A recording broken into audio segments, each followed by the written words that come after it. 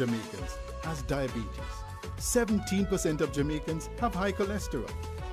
A healthy lifestyle can reduce the risk of most of these diseases. Things like regular exercise and adequate rest can play an important role in maintaining good health. The other major consideration is eating healthy. The question is, how do you walk into a restaurant or fast food outlet and identify the healthier menu items? Better For You is an initiative to help Jamaicans to eat healthier. Restaurants and fast food outlets can voluntarily participate by identifying the items on their menu that meet the food-based dietary guidelines for Jamaica. These menu items would be easily identified with the Better For You logo, so customers can quickly identify healthier meal options by looking at the menu or menu board. Once they see the Better For You logo, they can confidently order that menu item, knowing that it's a healthier choice. Better For You will help Jamaicans to make better choices and prompt restaurants to add better options to their menu. Better For You is better for everyone. Good health begins with better choices. Most Jamaicans will tell you corruption in politics is deep-rooted, and I just saw it said, and nothing can do about that. But actually, there is, and another 152 countries are doing it. It's called asset declaration, and it works best where citizens themselves understand it and help to ensure the law is enforced. Corruption happens when public officials abuse their power to benefit themselves, family, or associates. Jamaica's Integrity Commission Act was designed to prevent corruption, and here are 5 things you should know. 1. Under this law, every year MPs and senators must report what they earn, own, and owe, and if they don't, they'll be sanctioned. 2. Their report must include the same kind of information for their wife or husband and children. 3. If they get a gift worth more than $100,000 from anyone who's not family, they must declare it. 4. A summary of the declarations of our Prime Minister and opposition leader must be published where the public can read it. 5. Parliamentarians can now be prosecuted by the Integrity Commission.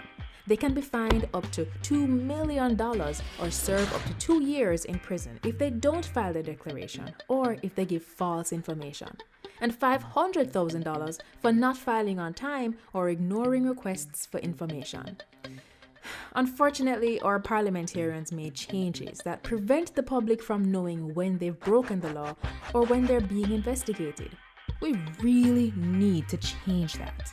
Visit jampja.org to find out more about the Act and to track if your MP is obeying this law. If they're not, JAMP's MP Tracker will help you write, tweet, or call your MP. Ask them, you submit your declaration yet? The Integrity Commission clear you?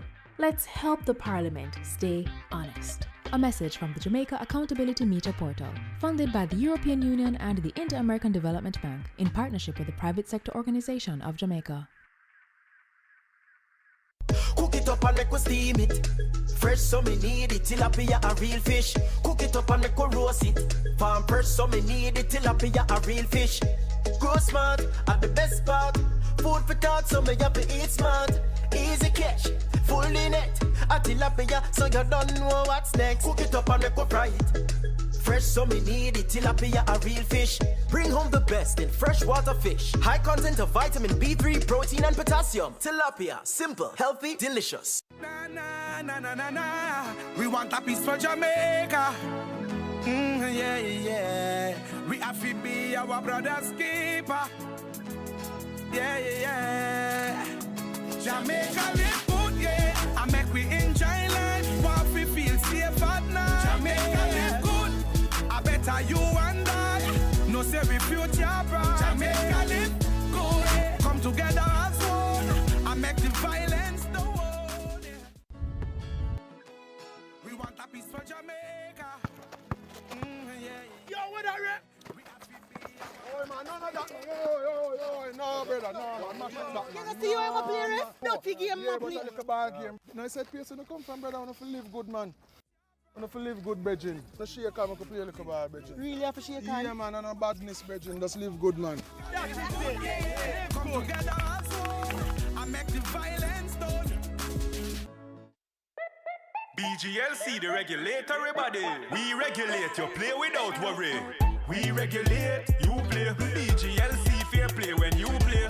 For the fun of the game, you know where they are. BGLC, keep it fair for the player. You play the game and we are the rules setter. Keep everything fair so the game play better. The Betting, Gaming and Lotteries Commission. We ensure fairness, integrity and responsible gaming practices. Keep the game fair and fun for everyone. We regulate, you play.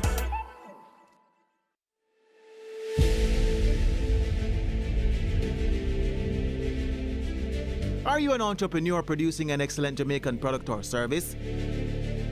Did you know you can earn hard currency and more significant returns by exporting? Contact the Ministry of Industry, Investment and Commerce to help propel your business along the export lane. Everything you can produce, the Jamaicans overseas want it. We're not going to get rich by just bringing down the debt. We're going to get rich by exporting a lot more. So grow exports, create job opportunities, drive economic growth through exports to make Jamaica a richer and much more prosperous country.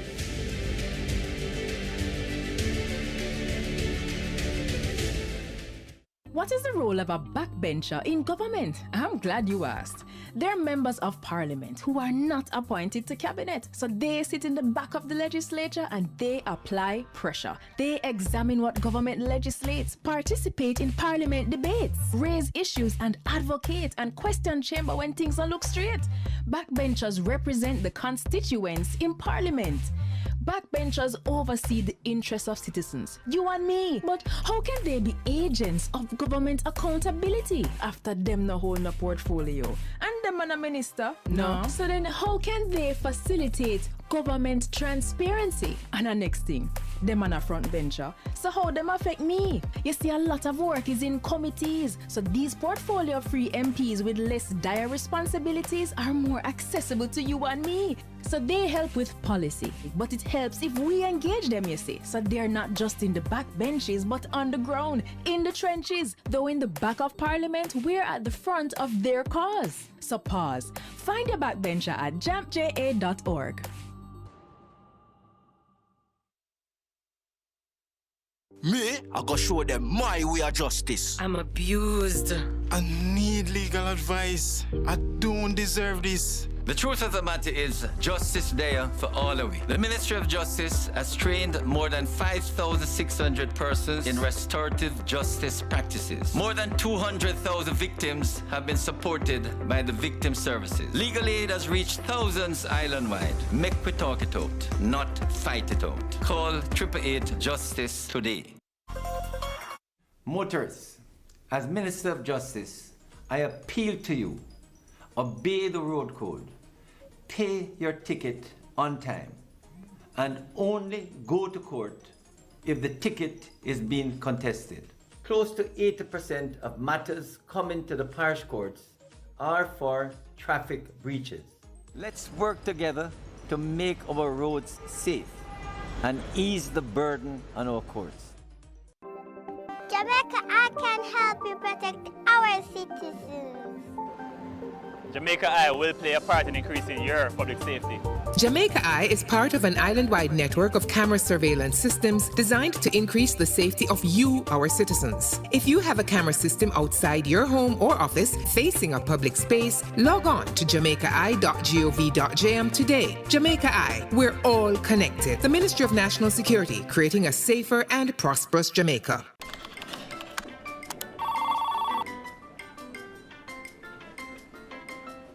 Once upon a time in a Caribbean island known for its rich culture, natural beauty, lived a group of people who were buried in piles and piles and more piles of paper.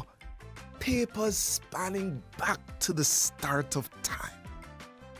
Then came a bright idea, harnessing technology to work smarter and not harder. The government of Jamaica is improving its operations to serve citizens better.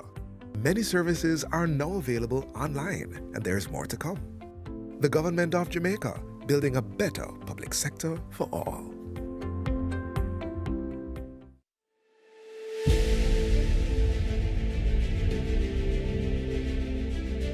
Are you an entrepreneur producing an excellent Jamaican product or service? Did you know you can earn hard currency and more significant returns by exporting? Contact the Ministry of Industry, Investment and Commerce to help propel your business along the export lane. Everything you can produce, the Jamaicans overseas want it. We're not going to get rich by just bringing down the debt. We're going to get rich by exporting a lot more. So grow exports, create job opportunities, drive economic growth through exports to make Jamaica a richer and much more prosperous country.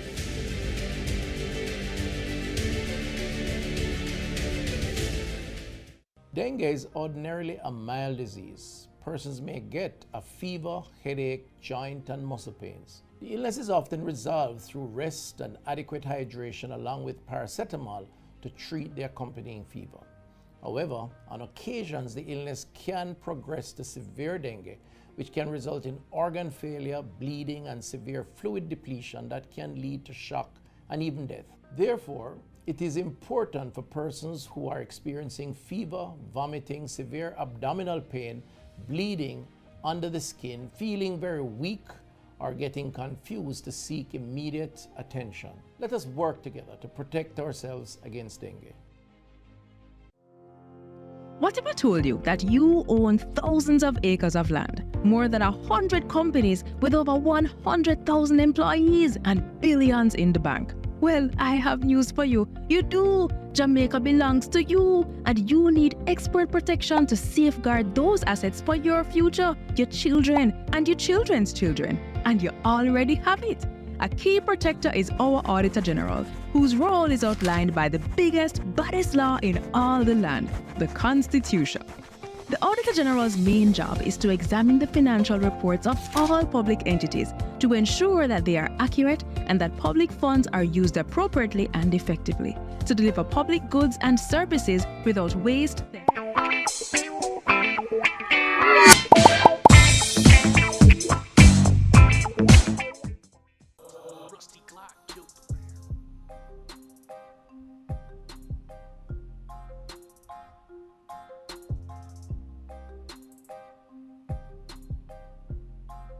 Science, Energy, Telecommunications and Transport. Many other officers from the MSETT team. We also have to acknowledge Mr. Metri Siaga, the president of the Private Sector Organization of Jamaica, and also Mr. Philip Ramson, the president of the Jamaica Chamber of Commerce. And we have several members of the media fraternity here with us. Ladies and gentlemen, good morning again. And as I said, this morning is about a very important announcement that will be made by Minister Vaz. It has very important implications for Jamaica, and that's why we have done this press conference and invited the media here, and also put it live on television and on social media because it is of such importance this morning. And so I'm not going to give you any more preamble. I'm just going to ask our Minister of Science, Energy, Telecoms and Transport to come. Please welcome the Honourable Darrell Vaz.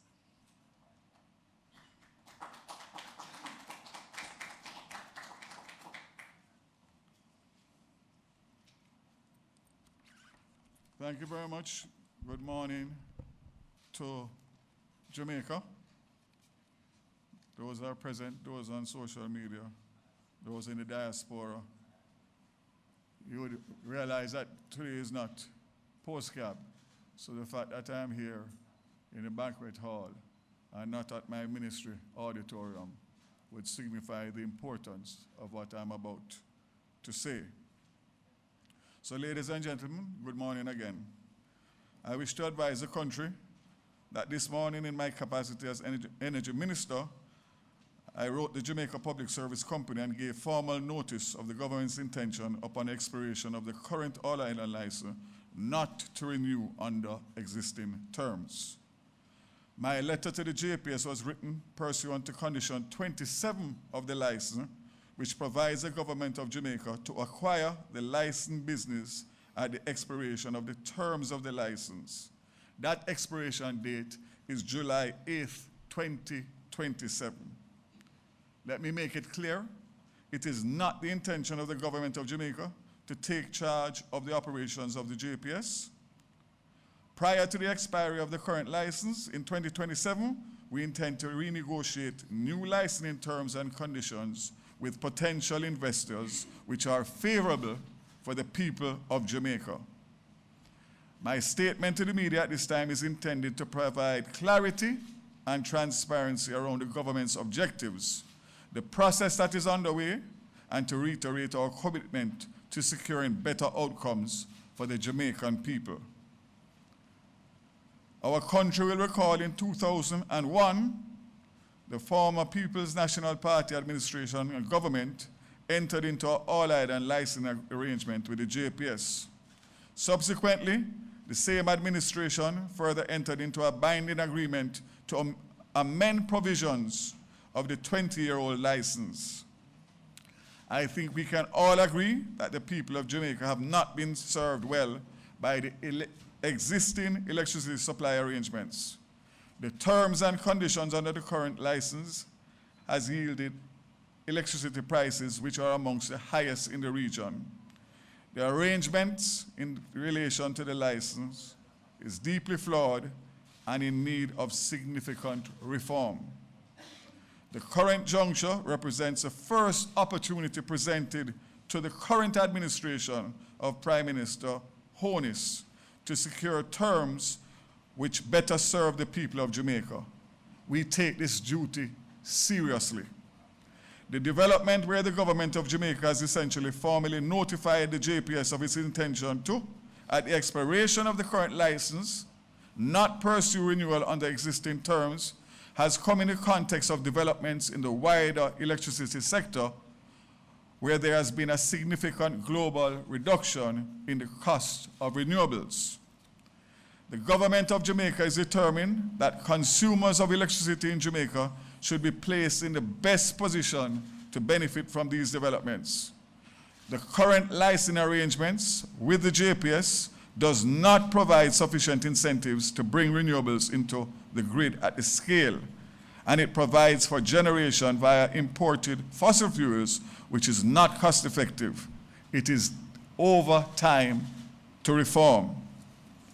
As we negotiate a new license, the government is determined to extend every effort to put the people of Jamaica in a position to take full advantage of the possibilities to reduce the country's energy bill and to reduce the cost of electricity to Jamaicans.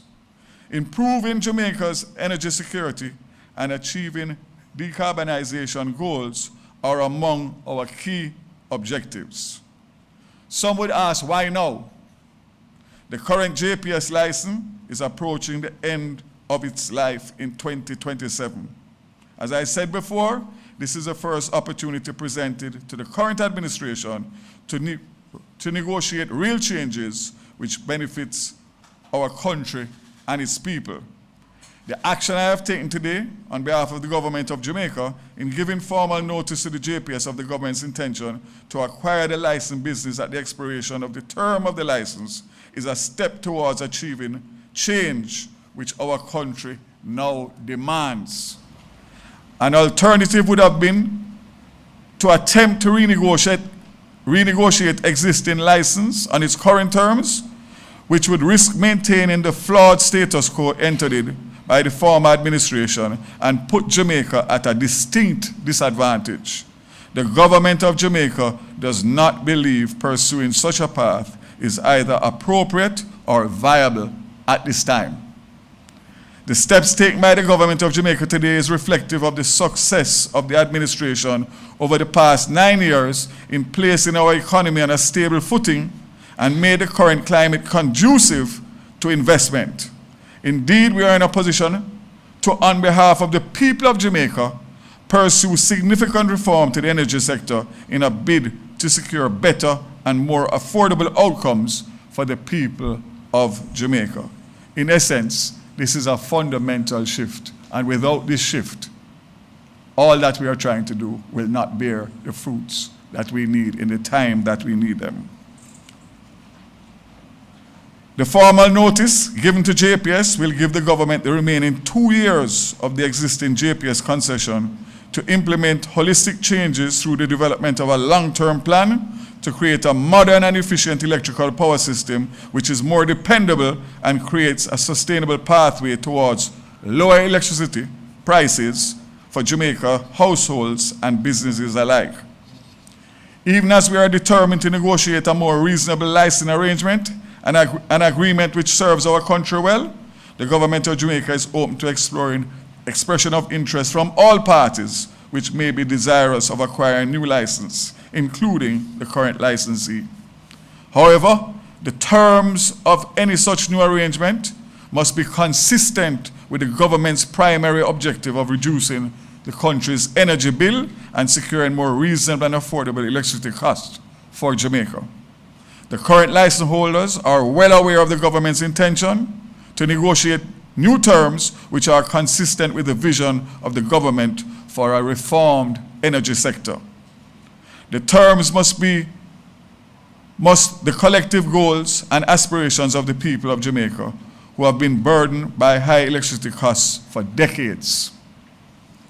Reform in the energy sector is a must, even as we pursue the pathway towards reformation. I wish to assure the nation that the government's serving of formal notice to the JPS of its intention to acquire the licensed business augurs well towards stability in the electricity sector, even as we negotiate terms which better serve the people of Jamaica. There will be no disruption to service delivery prompted by our move to put ourselves in a position to secure better outcomes to the consumers. The license is very specific, and the terms of the license, and until 2027, those conditions are in place. So I'd like to make that very clear. There's a well-known quote which says, insanity is doing the same thing over and over and expecting different results. This government is committed to positive change. The announcement I made earlier was arrived at following extensive deliberations and consultations with industry experts and consultants. It's part of a transformative move by government to pivot towards achieving more sustainable and feasible outcomes in the energy sector. We are committed to Jamaica to reducing the cost of electricity in Jamaica once and for all. As we consider the future of our energy sector and the terms under which a new license will be governed, this administration of Prime Minister Andrew Holness will not enter into arrangements which do not provide a framework for positive reformation of the energy sector. We fully intend to deliver real, sustainable results once and for all for the people of Jamaica. I thank you.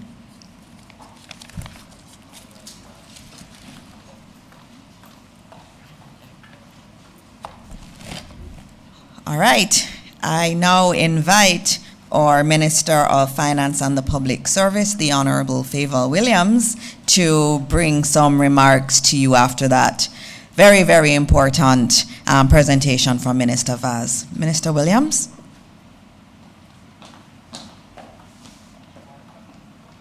Thank you. Good morning, everyone. Let me acknowledge Minister Vaz, Minister Dana Dixon. I know we have Senator Abka Fitzhenley. We have the PS here as well from the ministry. Let me acknowledge Metri Siaga, President of the PSOJ, Mr. Ramsing, President of the Chamber of Commerce, representatives from the JPS, other members of staff from the ministry, from Minister Vaz's ministry, members of the press. Thank you for always being here to help us to carry our news to the rest of Jamaica. And so I want to start out by saying the Ministry of Finance and the Public Service stands in full support of the decision to trigger the option available to the government. Triggering the option, as you heard Minister Vaz say, does not necessarily lead to a purchase. It allows us to negotiate new terms on behalf of the Jamaican households and businesses, and it also allows us to look globally for others who may desire us of coming to Jamaica and leading this industry. As well, Minister Vaz announced that if we do nothing, the license will renew on similar terms and conditions, which would put Jamaica at a distinct disadvantage. We know, because we're all consumers of electricity, that those terms and conditions, the current ones, have only generated high electricity costs for Jamaicans, which have prevented us from being as competitive as we could be relative to the rest of the world.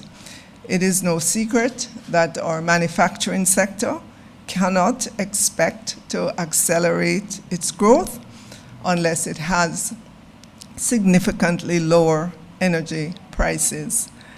And in the process of going through all of this, I took a look at just the comparison data that exists. You can search it for yourself, and when you compare energy prices on a per kilowatt hour for Jamaicans, whether it be residential or business, it is significantly higher than the average experienced across the world. And so this announcement is a significant step to reform of the energy sector and to seek better conditions on behalf of all Jamaican households and businesses. And so we stand in full support of this, knowing the positive impact that the reduction in energy prices, which we will be seeking, will have on the Jamaican economy, on households, on businesses, and for our future. Thank you.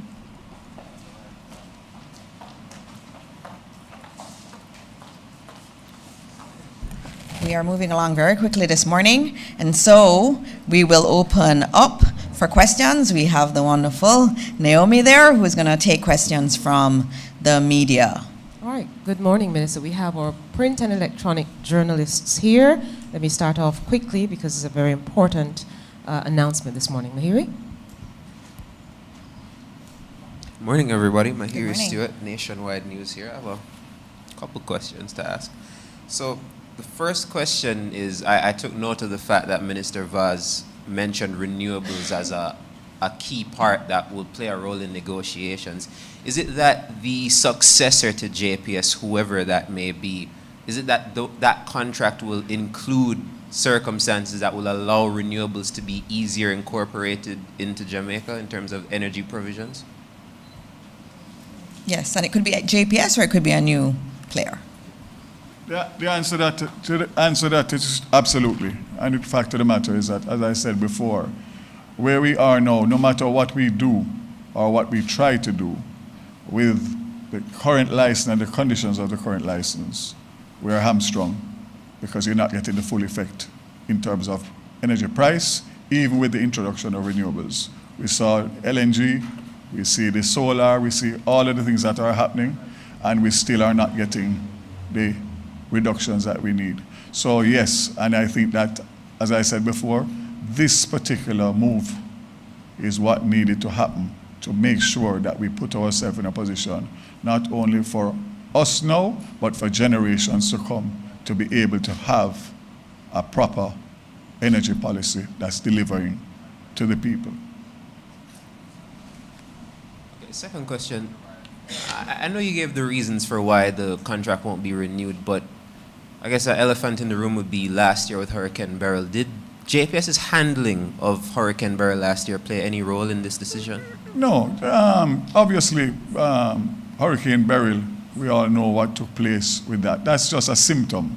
The fact of the matter is that it's more fundamental than that. It's broader than that. And the fact of the matter is that, and I want to reiterate it, the government of Jamaica had two options.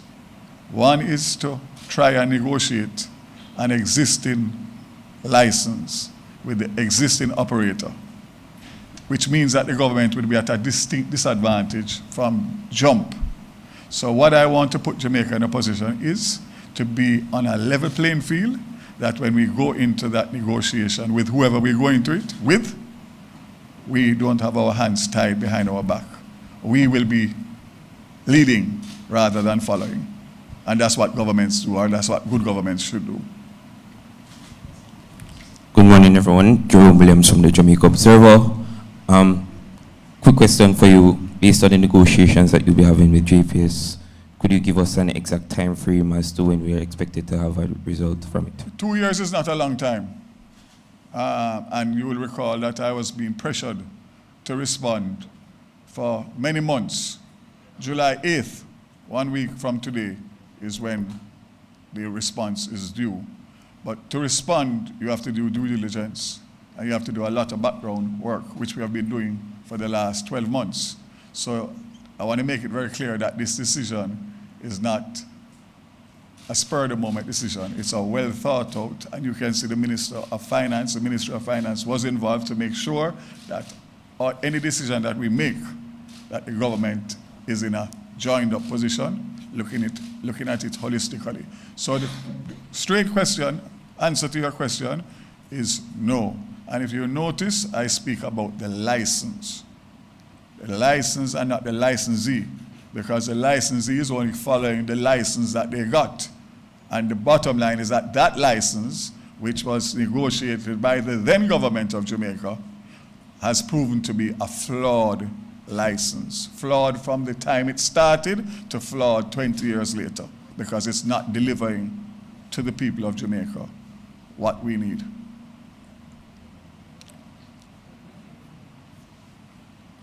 All right, so I guess a follow-up question for me. Oh, sorry, you just asked how quickly. As soon as possible. We have already notified the JPS formally, and I expect to get a response from them in due course, and that is a priority of the ministry. Regardless of what the season we are going into now, that is our priority, to make sure that we move the things along as quickly as possible, so we do not get caught in a situation where time is running out on us in 2 years and we have to make decisions off the cuff. We need to make sure, because these decisions are not only for today, this will affect generations to come. So in terms of, I know that you said that this renewal, in terms of not continuing it, is based on existing terms. And I know probably the headlines are going to say government not renewing with JPS, but that doesn't mean necessarily that there's a future where it won't be JPS. People probably think this is the end of it, but that's not necessarily the case, correct? Yeah. So let me make it very clear. The license as we know it, that has 2 years left on it, the government will adhere to all of those conditions. In the meantime, the government of Jamaica is going to start looking at our options. That options includes any and everybody.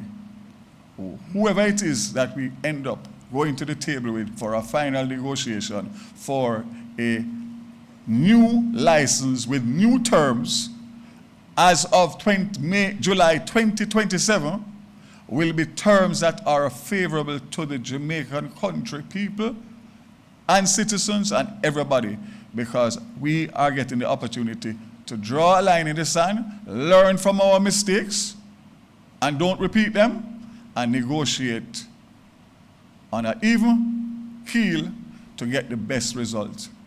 And we will bring in our consultants, whatever we need to put that team together to make sure that we are looking at what has transpired in other countries, the mistakes that have been made, to make sure that when we finalize our negotiation and sign with whoever, it will be the best possible deal for the people of Jamaica. And has the government... Well, the PSOJ president is behind me. I know you were speaking earlier about how it's going to affect the average citizen, but in terms of the impact that you think this will have on the business sector and the private sector in general, how much do you think it's going to make things different? Put it this way, we know what it's not doing now. So the fact of the matter is that we are very aware what demands are from the business community and the private sector in relation to energy solutions. SEZs, currently, they can't benefit. So we are very aware of what the issues are. And as I said before, it's business community is who drives growth, you know. The government only facilitates it. So if we can't deliver to them the right ingredients, then the country will continue with minimal growth, if any. So we're very clear on that. What I can say, and as I said before, this is today, July 1st, 2025, a new day as it relates to the future of energy in Jamaica. Thank you, Minister. I have a quick one online, then I'll go to Corey from the Gleaner.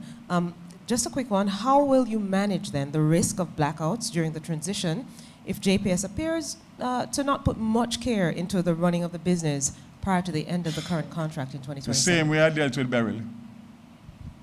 The OUR has their mandate. They are the oversight. And if it's not being oversight or overseen properly, the government will have to intervene. But I do not expect that. I absolutely don't.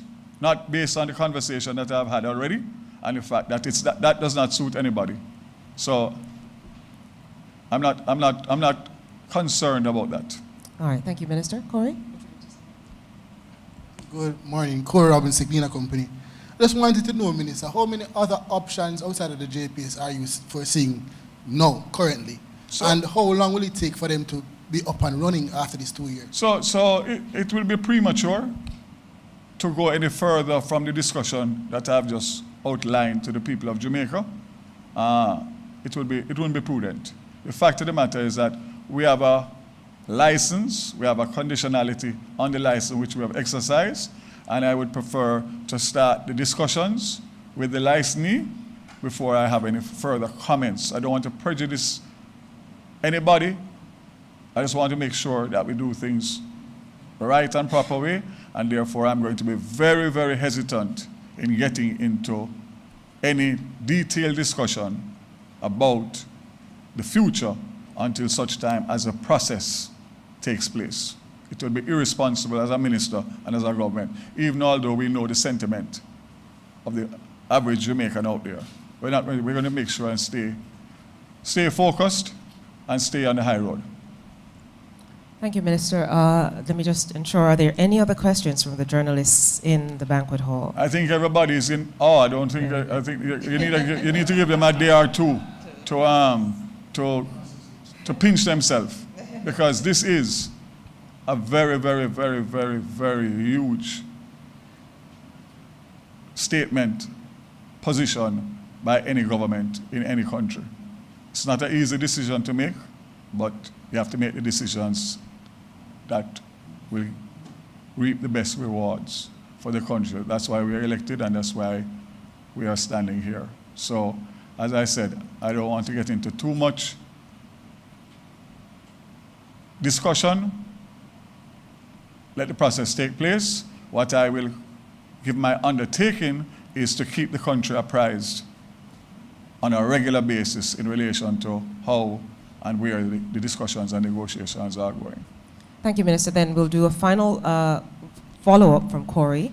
I know the PSOJ president is here, and Minister does have another statement as well to make. All right? I would think that they were doing their statement already to commend the government. And the minister, sorry. Yes. One second. Let me just get the mic to you, Mr. Siaga. I just want to say congratulations, Minister, but also I hope that as part of the consultation process, we hope that you include the private sector, all of the private sector, to ensure that our needs are met as well. 100%, and that has always been my stance as a minister.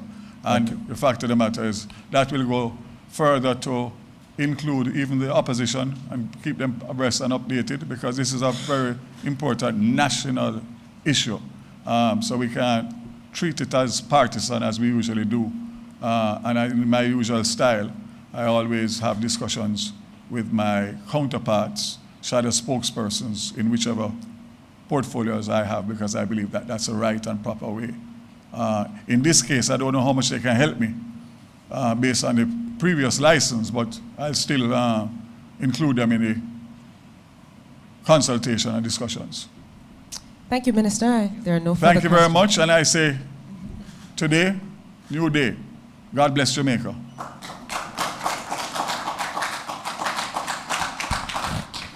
All right, thank you very much, Minister, and thank you all.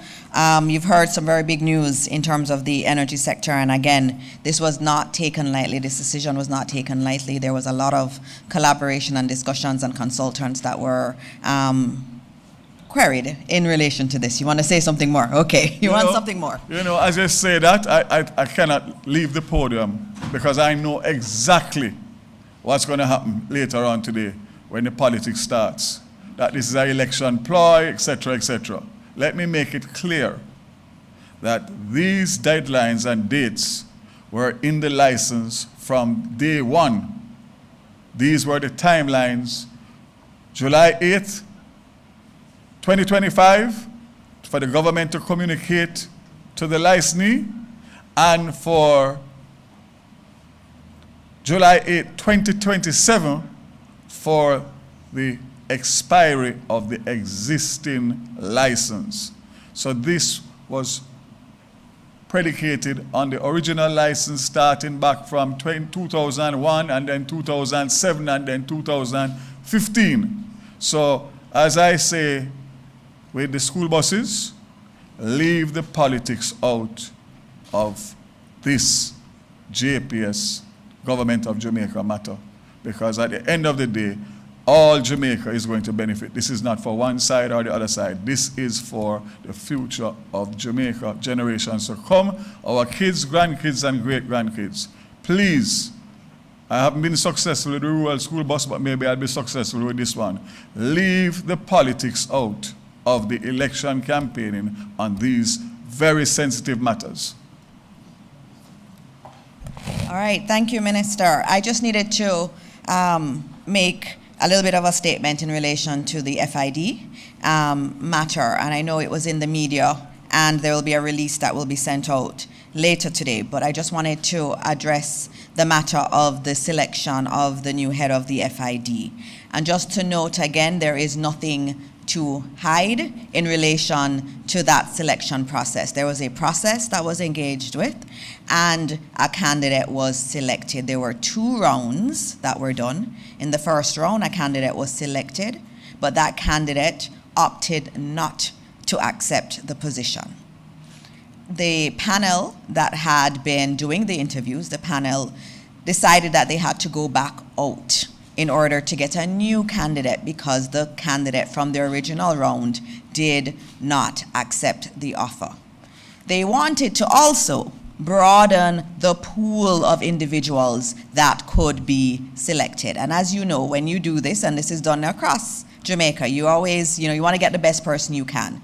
And you put out an ad and you do your interviews and you select someone, and then that person says, no, I don't think I'm going to take up this opportunity. Many entities go and do another round, and sometimes they may change the ad, trying to get a broader pool of persons to be interested, and that is actually what happened there. And so the ad was changed to get more people. Now that didn't seem controversial to the team because the criteria in relation to law enforcement experience was not one that was there from the very beginning. And if you look at those who have headed the FID, they have not had law enforcement experience except for one. The last 2 who were acting did not have it. The longest serving head did not have specific law enforcement experience. And so the panel felt that in order to get a broader cadre of persons applying for this position, which is an important position, that they would remove that requirement, and they got a broader pool of applicants, and they then shortlisted and interviewed. In terms of the access to information request, the responses were provided. Things such as the scoring sheet was provided to the media house that had requested it. In addition to that, the contract was also provided. And so there's nothing that's being hidden in this process. It was your regular, maybe 2-step application process that was involved. And we will put out a statement today that clarifies it. But I do have to again note that under the Access to Information Act, when a request is made, it's a request for documents. Where there are no documents, the request cannot be honored. So what I have said today is conversations that would have taken place as a part of the interview process. That's not a document, so that cannot be provided under an ATI request. And so I'm giving you the information now, not as an ATI request, but just in terms of the questions that have been asked in the media. And from all of my checks, it was a process that was followed. The candidate with the highest score was the person who was offered the position, and that person was felt by the interview panel to have the kind of management, especially experience, to lead such an important organization. And as I said, I will send out, and a release will come out this afternoon. Minister Williams has confirmed from the Ministry of Finance that will put into more details what I have said here. All right, so we've said a lot, and I know many of you have to leave. It's been a historic morning, July 1, 2025, where we made Minister Vaz made this very important announcement in relation to the JPS license, and again, it was done after a lot of consultation, and at the center of it, at every minute of it, has been how do we get the best deal for Jamaicans, ordinary Jamaicans. That's what this is about, and we look forward to the negotiations and the discussions going forward that will lead to a better outcome for all Jamaicans. And so as we close, we say, as always, thank you for choosing Jamaica, and God bless Jamaica, land we love. Thank you.